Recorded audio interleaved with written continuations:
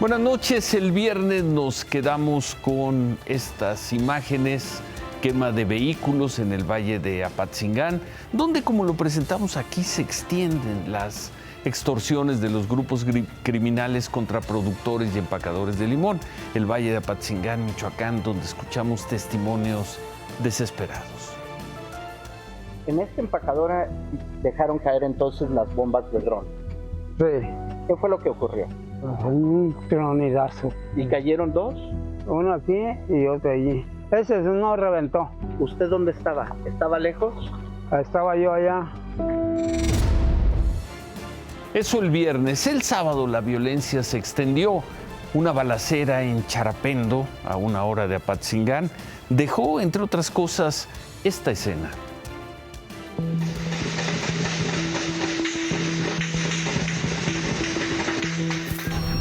Bajo fuego cruzado quedaron una veintena de pasajeros de un autobús que cruzaba la población de Charapendo, Michoacán, sobre la carretera que va de Uruapan a Lombardía. Al piso, señora, sí, así totalmente. ¿Por qué? Porque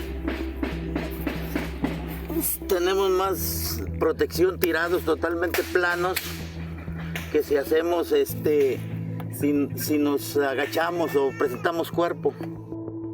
Los pasajeros se lanzaron al piso del autobús de la línea Purepecha, pero las descargas de los rifles de asalto y las detonaciones se escuchaban cada vez más cerca.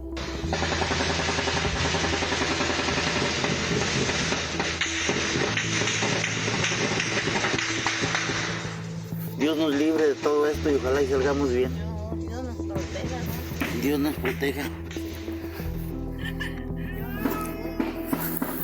Hoy no más, hoy no más. El pasajero que grabó el momento de la balacera trataba de calmar a los demás. Aquí se llama Charapendo, Michoacán, sí. Yo tampoco soy de aquí, yo soy de Jalisco y nomás vengo de paso, pero pues mire, venía a trabajar. Ay, Diosito santo, hoy no más. Descargas de rifles de grueso calibre retumbaban una y otra vez. Este video dura casi 3 minutos, pero el enfrentamiento duró más de 20. Fue un ataque de sicarios a una caseta de la policía municipal. 2 de ellos murieron, mientras que 5 policías resultaron heridos.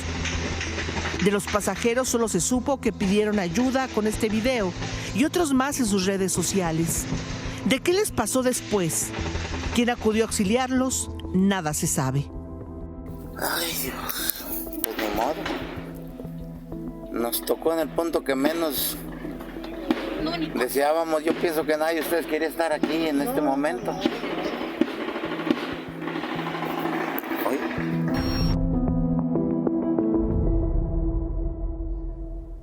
Eso el sábado.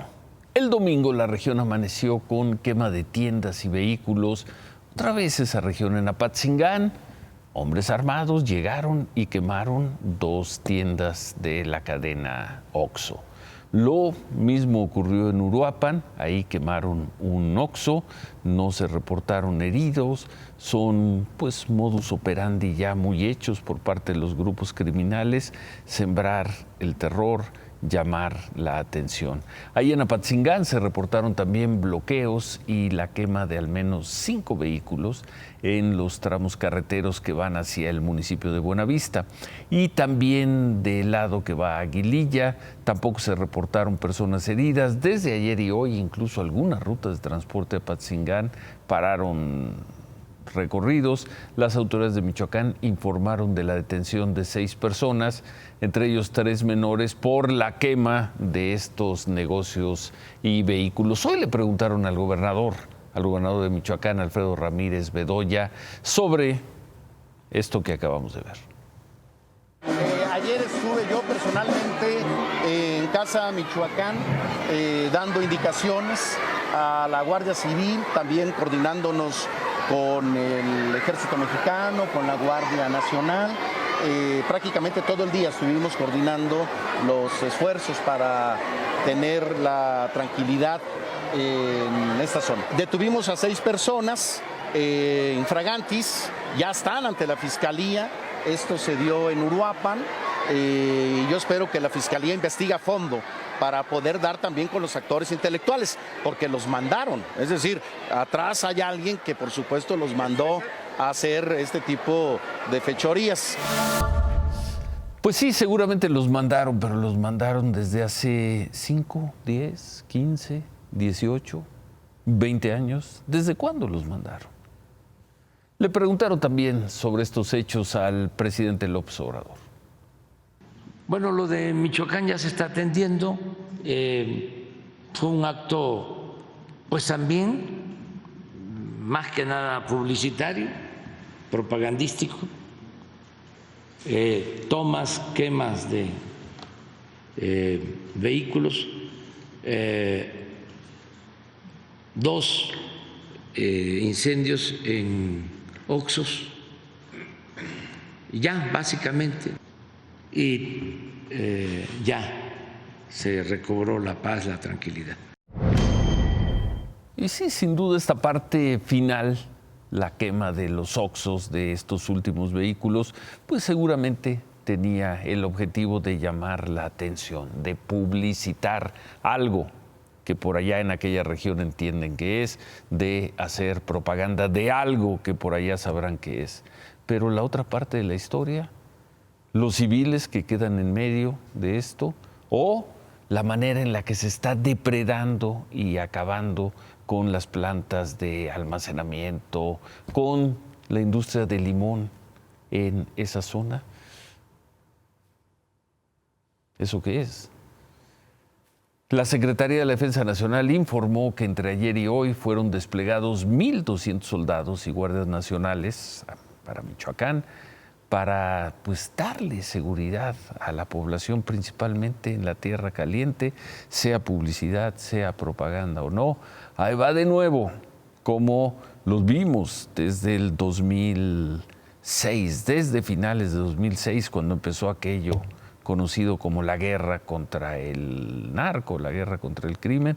Ahí va una vez, debe ser la ocasión 12, 14, 18, 20, 30, 40, que vemos estos despliegues de militares rumbo a Michoacán. Bueno, y antes de continuar, ir con la parte política y las prisas que al parecer le entraron hoy tanto al frente opositor como a Morena, vamos a ver esto, porque esto viene en la línea de la otra violencia que se está viviendo en México, que no tiene que ver con los grupos criminales. Vimos algo increíble hace 3 lunes, lo que ocurrió en ese Subway en San Luis Potosí, la golpiza que un criminal en potencia le dio a un muchacho de 15 años que trabajaba ahí. Ahora vamos a ver esto que pasó ayer, afuera del estadio de los Rayados de Monterrey, en la ciudad de Monterrey, luego del partido entre los Rayados y el Cruz Azul. Estaban unos paramédicos, la afición de los Rayados, al parecer, no sé si alcoholizados o drogados o enojados porque había perdido con el Cruz Azul. Se le fueron encima 2 paramédicos y se les fueron encima así.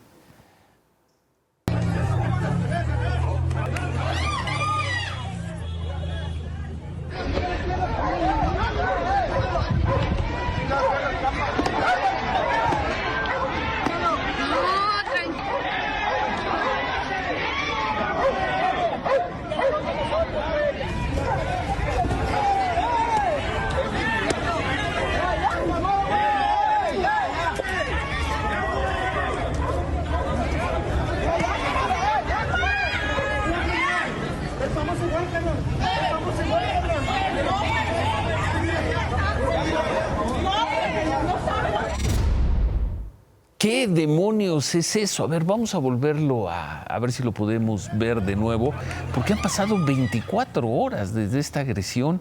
¿Qué es eso? ¿Cómo golpean? ¿Cómo van contra los paramédicos? ¿Cómo se patea hacia una persona y todavía vendrá una patada? Vean nada más ese golpe.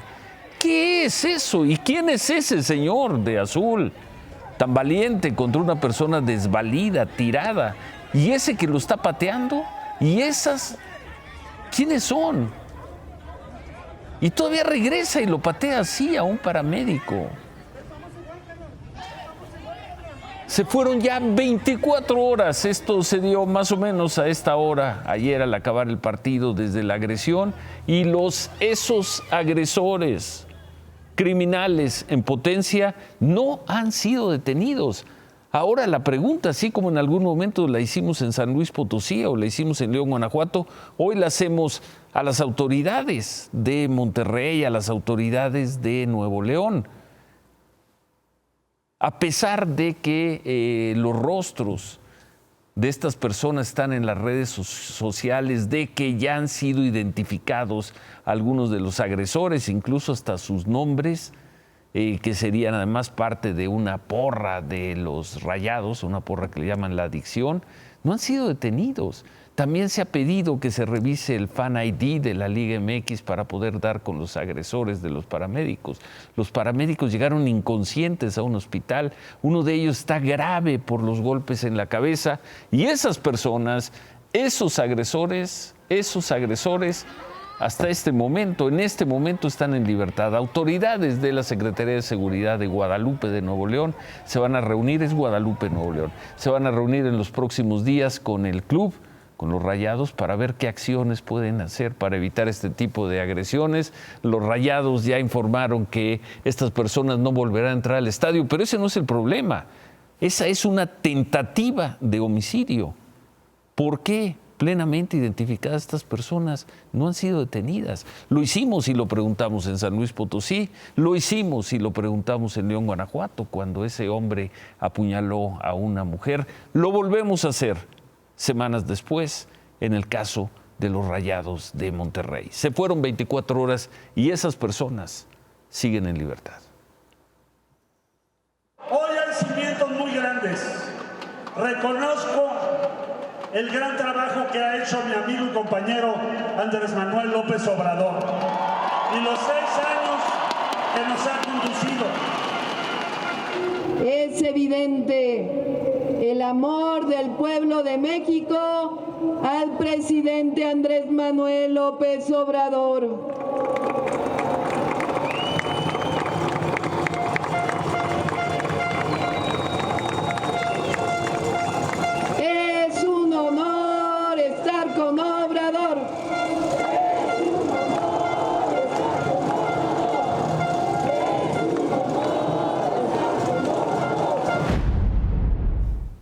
Bueno, pues en mítines muy concurridos el fin de semana, Marcelo Ebrard y Claudia Sheinbaum concluyeron la etapa de recorridos y de actos de mítines con firmes mensajes de fraternidad y lealtad al presidente López Obrador, como lo vimos. Y el presidente López Obrador hoy dijo que el mismo miércoles 6 de septiembre, de pasado mañana en 8, le entregará el bastón de mando de lo que llama Movimiento Transformador a quien gane la encuesta. Rápido, el mismo miércoles 6 de septiembre. Usted ha mencionado que no ha entregado el bastón de mando. Entonces, lo voy a entregar el 6. El 6. Ya tengo además hasta el bastón. Ya lo tengo, Sí va a ser formal la ceremonia y va a ser aquí en Palacio. No, aquí no se puede. Si es el movimiento, o sea, es el movimiento de transformación. No es aquí, es un bastón de mando que ni siquiera va a tener los 3 colores de la bandera. Rapidito, con prisa, quiere el presidente López Obrador decir a quien gane la encuesta, que a juzgar por lo que se ha publicado será Claudia Sheinbaum o Marcelo Ebrard, alguno de los dos. Ahí está el bastón de mando, ahora ustedes son los que mandan en el movimiento. Lo quiere hacer el propio miércoles 6. Mario Delgado, presidente de Morena, y Alfonso Durazo, presidente del Consejo Nacional de Morena, presentaron la boleta que se va a usar en la encuesta, porque van a llegar a las casas de las personas, van a mostrar esta boleta y las personas la llenarán y la meterán en una urna. Es una boleta circular, a ver si la podemos ver, es circular con los nombres de cada uno de los aspirantes, entonces uno pues la podrá mover como quiera y nadie estará arriba, nadie estará abajo. Está impresa en papel seguridad, tiene un folio único, código QR, y al inicio de cada jornada van a ser firmadas por los representantes de cada aspirante. Van a ser 12,500 boletas. 12,500 boletas para las distintas encuestadoras. Así va a ser. Y entonces, pues como quiera uno pone arriba al que guste, a uno de los 6. Por lo que hace al Frente Amplio, hoy hubo una sorpresa, estaban muy tranquilos, ellos ya también terminaron sus debates el sábado, pero hoy le preguntaron a Alejandro Moreno, al presidente del PRI, si Beatriz Paredes declinaría ya de una vez en favor de Xóchitl Gálvez. Hemos visto que las encuestas no la favorecen, estamos trabajando. ¿La candidata Beatriz Paredes va a declinar? Beatriz Paredes es una mujer de Estado, es una mujer responsable con este país, es una mujer comprometida y estoy seguro que Beatriz tomará siempre la mejor decisión. El PRI va a emitir una posición y daremos lo que piensa el partido, cómo va el partido. También dejar claro que para nosotros lo importante es no permitir que Morena siga destruyendo este país. Y en ese contexto vamos a revisar para construir a la candidata más competitiva. Las encuestas no la favorecen. Alejandro Moreno dejó entrever que son encuestas que ha mandado hacer el propio PRI. ¿Y ahora por qué la prisa? Pues se supone que el domingo 3 de septiembre, se conocerá el ganador de la encuesta y de la consulta que va a hacer el Frente, pero dice Alejandro Moreno que las encuestas no favorecen a Beatriz Paredes pero bueno, que ella esperará la respuesta de Beatriz Paredes porque es una mujer de Estado y una mujer comprometida. ¿Qué dijo Beatriz Paredes? En un comunicado aseguró que se había enterado de estas palabras de Alejandro Moreno y que antes de tomar cualquier decisión ella debe conocer los resultados de las encuestas del Comité Organizador del Frente Amplio por México, porque son las únicas encuestas válidas para definir quién va a ser el candidato presidencial. Según el cronograma, el resultado del segundo sondeo del Frente Amplio se va a dar a conocer el domingo en la noche. Si es el domingo en la noche y quedan 2 candidatas, ¿cuál sería la prisa de esperar una declinación? ¿Se dará esta declinación de Beatriz Paredes? ¿Por qué las prisas? Vamos a regresar a ese tema al final del programa. Fui muy bien recibido, me quedé muy conmovido y muy emocionado porque realmente superó cualquier expectativa que yo hubiera tenido. Decidí ponerme la chamarra, claro, implicaba un riesgo, pero era simplemente pues un símbolo, un signo de que efectivamente yo era parte de esa comunidad que quería integrarme como uno más y quería convivir y disfrutar del concierto como lo estaban disfrutando todas las chicas y chicos que estaban rodeándome y con los que la verdad pasamos una noche inolvidable. El ambiente fue extraordinario. Pues eso nos dijo por la mañana el expresidente de la Corte, hoy todavía ministro de la Suprema Corte, Arturo Saldívar, quien, como vimos aquí, presentamos el jueves, asistió a uno de los conciertos de Taylor Swift en el Foro de la Ciudad de México. Hoy el ministro Saldívar estuvo con sus compañeros ministros en una sesión solemne, así la llamaron, atípica, donde se juntaron, además de los ministros de la Corte, los consejeros de la Judicatura y los magistrados del Tribunal Electoral.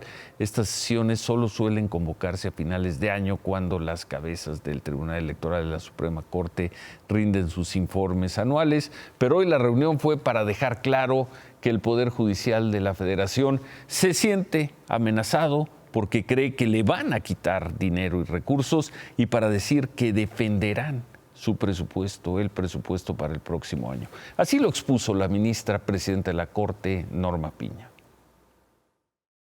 La consecuencia directa de asfixiar a través de un recorte presupuestal al Poder Judicial Federal es colocar inmediatamente a los más vulnerables en una condición de aún mayor desventaja para acceder a sus derechos. Nuestra actuación como cualquier función pública, está directamente condicionada por la suficiencia presupuestal.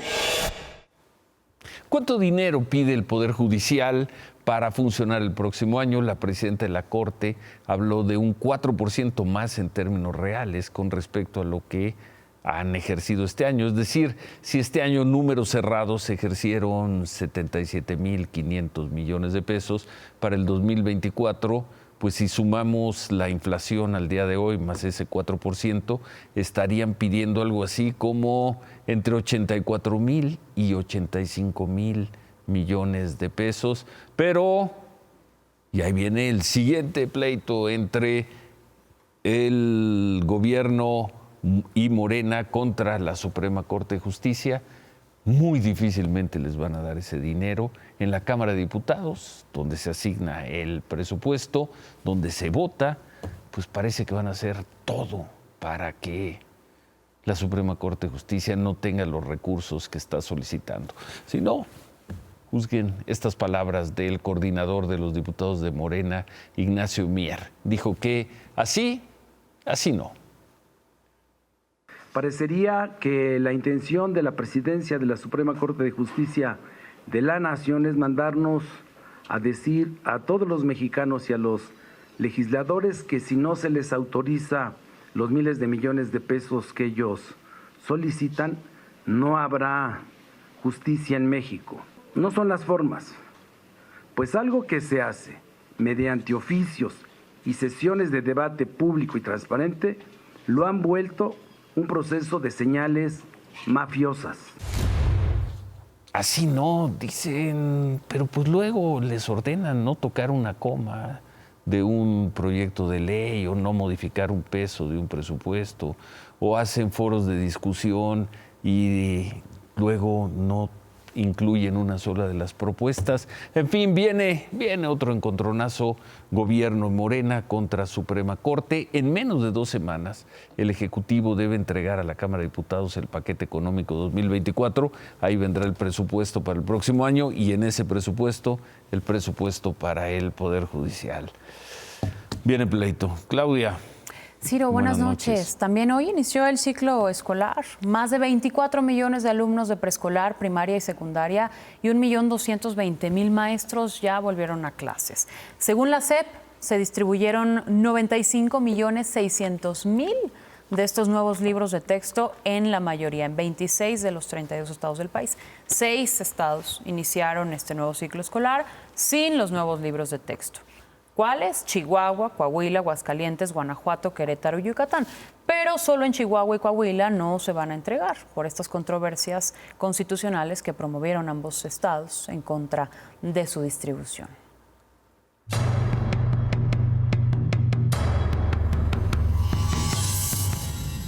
6 días le tomó a la FIFA suspender o tomar la decisión de suspender provisionalmente a Luis Rubiales de sus funciones como presidente de la Real Federación Española de Fútbol. Esto luego del beso no consentido a la jugadora Jennifer Hermoso al finalizar el Mundial Femenil. Las protestas para exigir su remoción tomaron fuerza.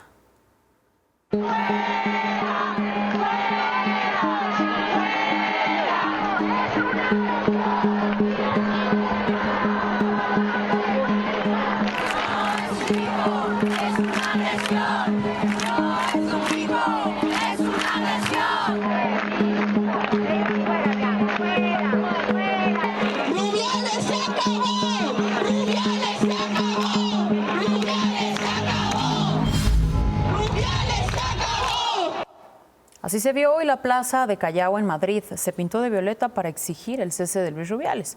Eran más de un centenar de mujeres quienes exigían la erradicación de la violencia en el mundo del deporte.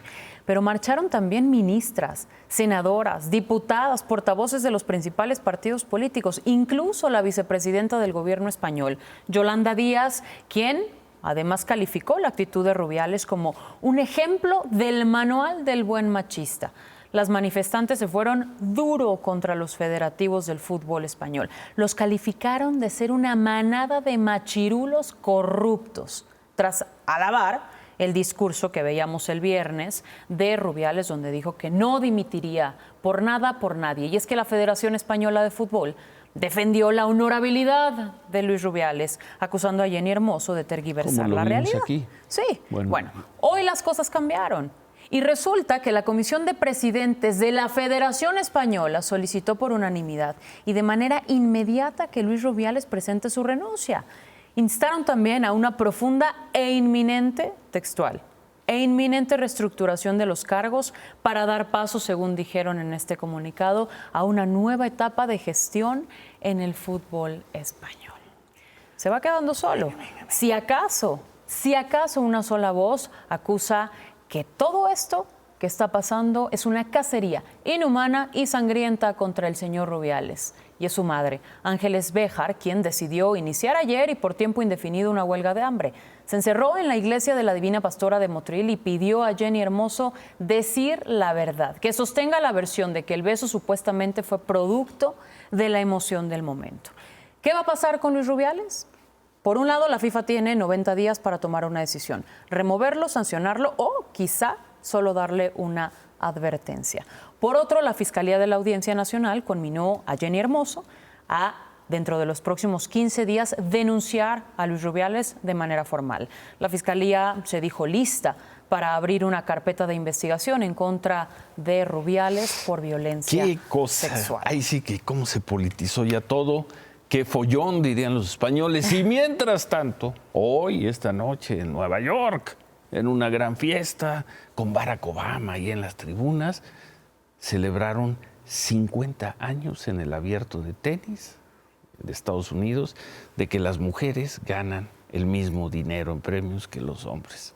Nueva York y Madrid. Sí. Bueno, ¿qué más? Oye, y regresando a México, vaya lluvias las que dejaron bajo el agua a Jalapa en Veracruz esta tarde. Hasta el momento los daños solo son materiales, principalmente vehículos que quedaron bajo el agua, algunas casas también. Las principales zonas afectadas fueron la zona centro, la colonia Benito Juárez, Plaza Cristal y la colonia Reforma. Lluvias que además fueron provocadas por esta tormenta tropical de nombre Idalia.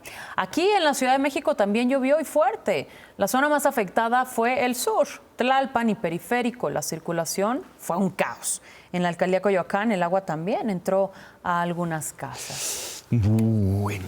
Oye, y esta tarde, Ciro, una pipa con combustible chocó, se volcó y explotó sobre la carretera Iguala-Chilpancingo. Según Protección Civil de Guerrero, hubo 8 muertos, entre ellos el conductor de esta pipa. La imagen es impresionante.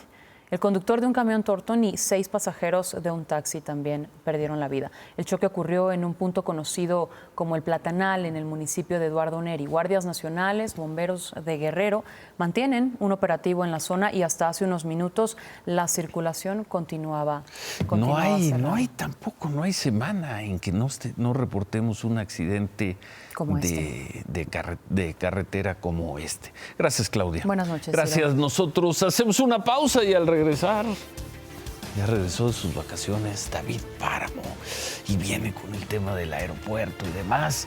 Hacemos una pausa, volvemos con él.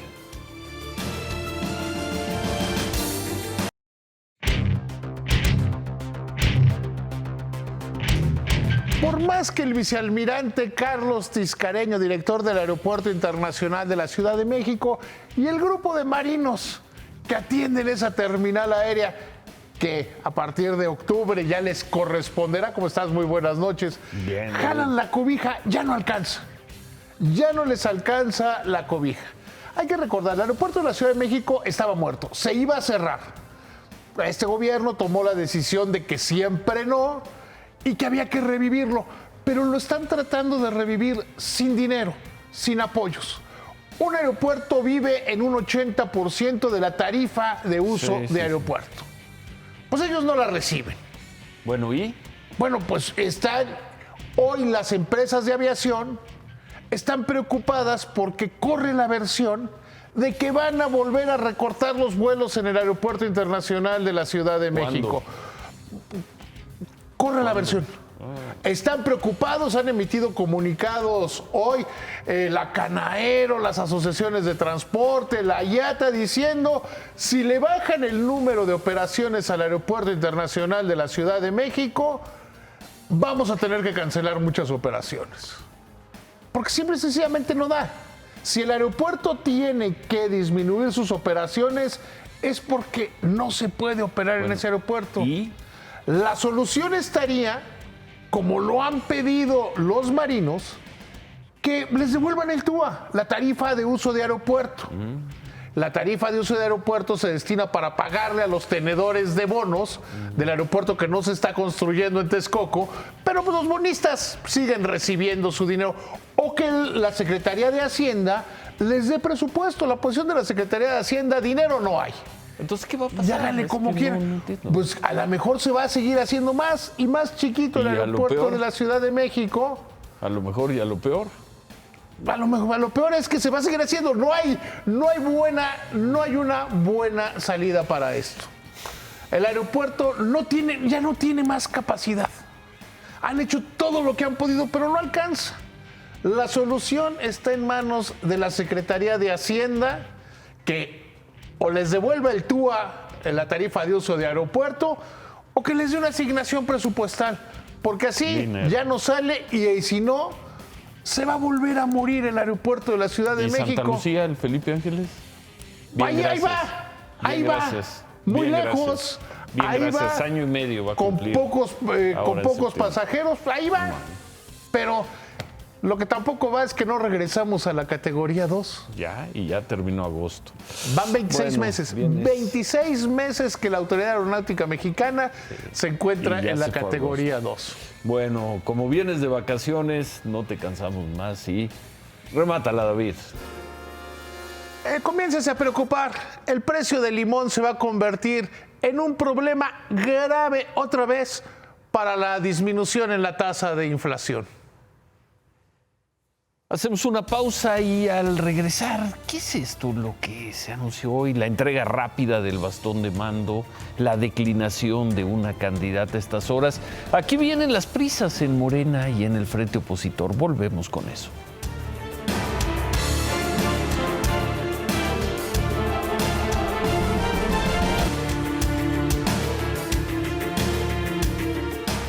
Aquí vienen las prisas. En el frente opositor ahora parece que hay una necesidad de levantarle ya el brazo triunfal a Xóchitl Gálvez. ¿No pueden esperar al domingo? Y en el gobierno y Morena, aunque lo habían adelantado, parecen ahora urgidos de entronar a quien gane la encuesta desde el mismo día en que se conozca el resultado, el miércoles 6. Aquí vienen las prisas. ¿Tan nerviosos están los dos bandos? ¿Nerviosos porque se les pueden descomponer los procesos de última hora? ¿O nerviosos de que el adversario les tome días, horas, minutos de ventaja? ¿Qué necesidad tienen unos y otros de correr? Pues cuando falta tan poco. Se quedan con qué importa. Gracias, buenas noches. Ánimo.